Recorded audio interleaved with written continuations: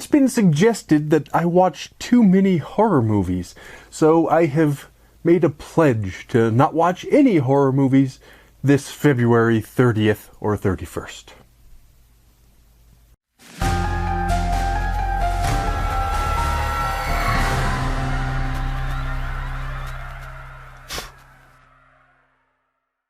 Well, we're coming upon the end of February 2024, and I have just received the HorrorPack for this month. HorrorPack is, of course, the horror movie subscription service. Every month they send me one of these boxes filled with 4 horror Blu-rays. There used to be 2 horror packs, a DVD and a Blu-ray option. Now we're down to just the Blu-ray option. But even though some things have changed, some things stay the same, and so I'm still going to open it up live to camera and discover what's inside at the same moment y'all do. Of course, if you're not a subscriber to HorrorPack, well, for one thing, you probably ought to be. It's a nice service. But if you're not, and if any of these movies look like something you might be interested in, there will be purchase links down in the What's It where you can find copies for yourself, which is also a great way of supporting my work here on this channel. While you're at it, be sure to subscribe, ring that notification bell, pre-order a copy of my book at polymathpress.com, and do all the other wonderful things that help support my work. It is much appreciated, but that's not what we're here for. We're here to talk about horror movies.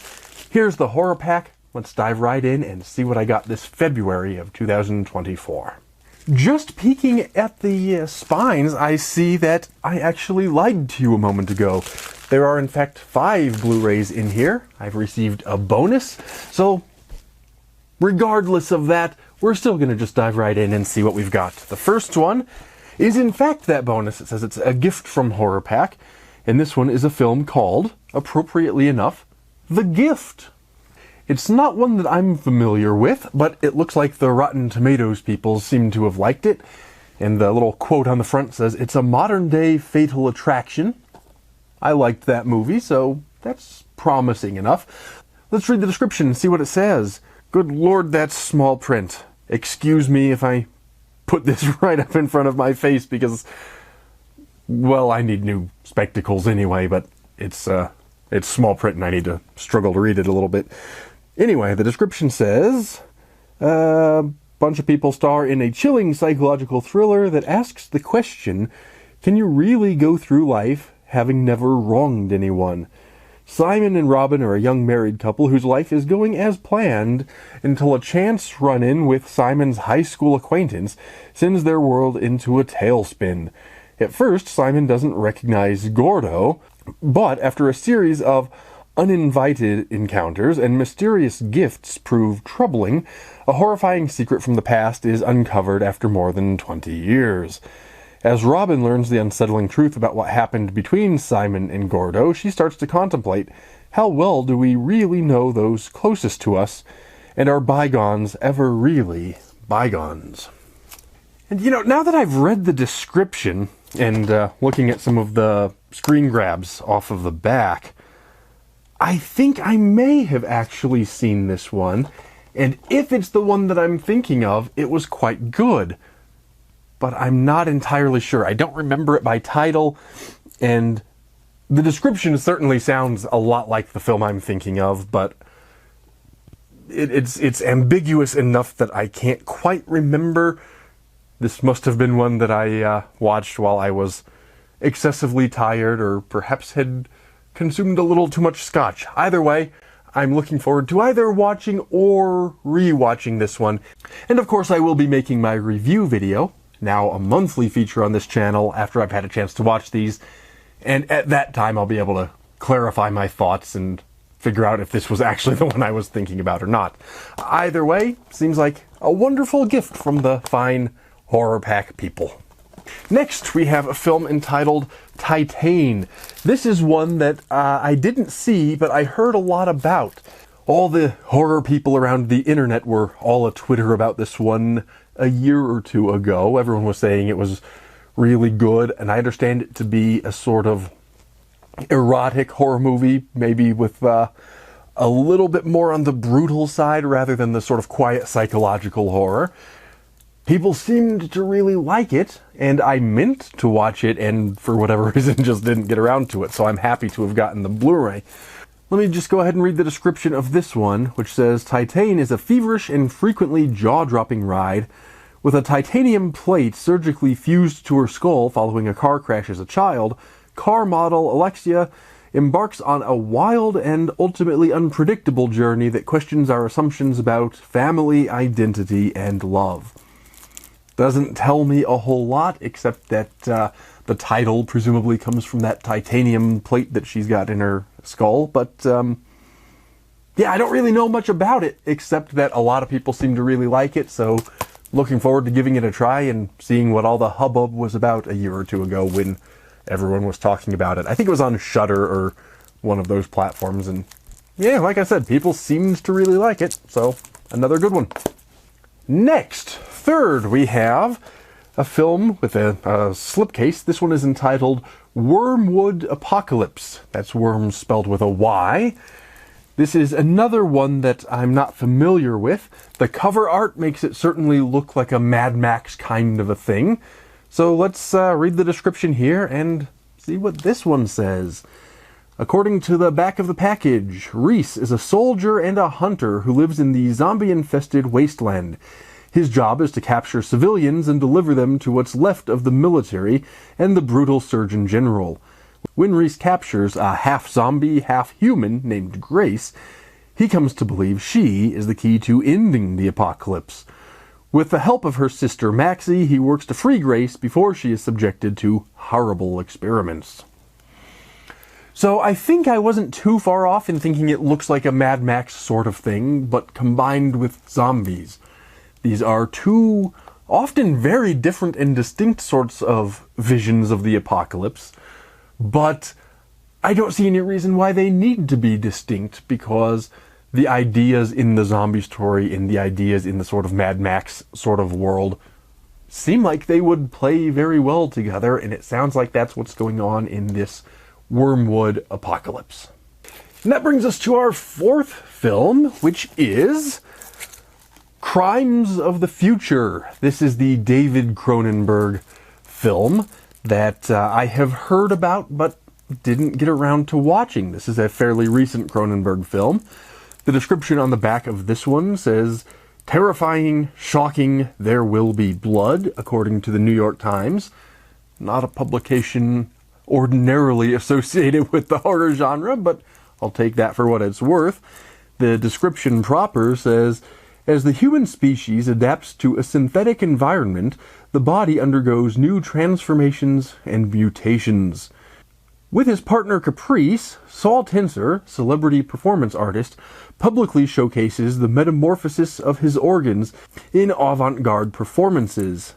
Timlin, an investigator from the National Organ Registry, obsessively tracks their movements, which is when a mysterious group is revealed. Their mission, to use Saul's notoriety to shed light on the next phase of human evolution.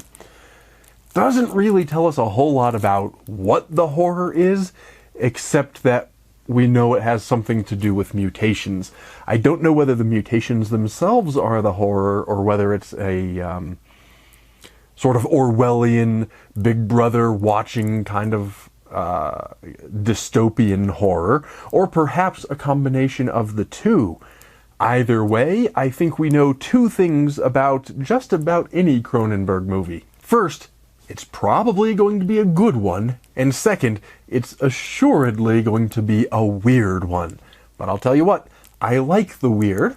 Not exclusively, I like a straightforward movie as much as the next guy, but every once in a while you want something that will really sort of bake your noodle, so to speak, and I have a hunch any Cronenberg will probably do that, so I've been meaning to watch this one for a while anyway. I'm happy to now have a Blu-ray of Crimes of the Future. And finally, there's always a HorrorPack exclusive Blu-ray in every pack. I assume that's what this is. It is. I see that this is exclusive number 92, and it's a film entitled Rave. The tagline here says, "Feel it spread." This is, as is usually the case with these HorrorPack exclusives, it's one that I'm not familiar with. These are very often low-budget films that haven't had a whole lot of publicity, and I don't always know a whole lot about what they're about, with a few exceptions. However, also with very few exceptions, they tend to be at least good and sometimes great films, so I always look forward to trying them out. The description on the back of this one says, "Party, dance, die. The local underground club is shutting down, but not before throwing one last party. Mimi drags her nervous friend Lena along for a night of alcohol, ecstasy, and dancing. But as the night nears its end, more and more of the partygoers become affected by a strange infection. As people start to deteriorate in the goriest ways, Mimi tries to find her way out through the club's neon-lit corridors and dark back rooms. However, surviving the night is only the beginning in this hallucinogenic descent into body horror hell." There's one word in that worries me a little bit, because the word is hallucinogenic, and the reason it worries me a little bit is I tend not to like films that go too much into the hallucinogenic experimental film sort of territory. But as long as we stay focused on what makes sense within the plot, in the sense that we're at this underground club and there's all these neon lights and that sort of thing, plus whatever horror is happening, that sounds decidedly more my cup of tea and very interesting. The back of it looks pretty interesting in terms of, you know, lots of bright colors and things, so I think, if nothing else, it should be a visually interesting film. The plot sounds intriguing, and I have to say, unlike too many movies these days, it does have plenty of bonus features on the Blu-ray, and I'm one of those guys that still likes to watch the making of featurettes and that sort of thing. I know a lot of Blu-rays haven't had those, or a lot of DVDs haven't had those lately. I think that's unfortunate, and I'm glad that they've put some on here, so like I said, I pretty much always, with very few exceptions, have liked these HorrorPack exclusives. They tend to pick good ones. I think this sounds like another good one, and I'm looking forward to this one as well as the others. So that does it! A fairly short video this time. These are getting shorter since we only have the Blu-rays instead of the Blu-rays and the DVDs to get through, but that's okay. Just means I have a little bit more free time to watch some of these movies instead of filming and talking about them for y'all. But like I said earlier, don't worry, I will be talking about these more, because once I've had a chance to watch them, in a few weeks, maybe 2-3 weeks, something like that, I will film my review video, and I'll go through point by point, film by film, and discuss what I liked and what I didn't like about all of these. So make sure you've subscribed, ring that notification bell, stick around, and watch that when it comes out. Also, as I said before, do be sure to visit polymathpress.com or wherever fine books are sold and pre-order your copy of my brand new anthology, Arithmophobia, an anthology of mathematical horror. Whether you like math or whether you're afraid of it, you're gonna love this book. There are some great stories in there, and if you like horror, that's some great stuff too. But this is not about advertising my stuff as much as I do hope some of y'all buy my book. Really, this is about the movies, and I think I've prattled on long enough. I'm going to go watch these movies. So until next time, I will leave it there. And as always, take care and stay scared.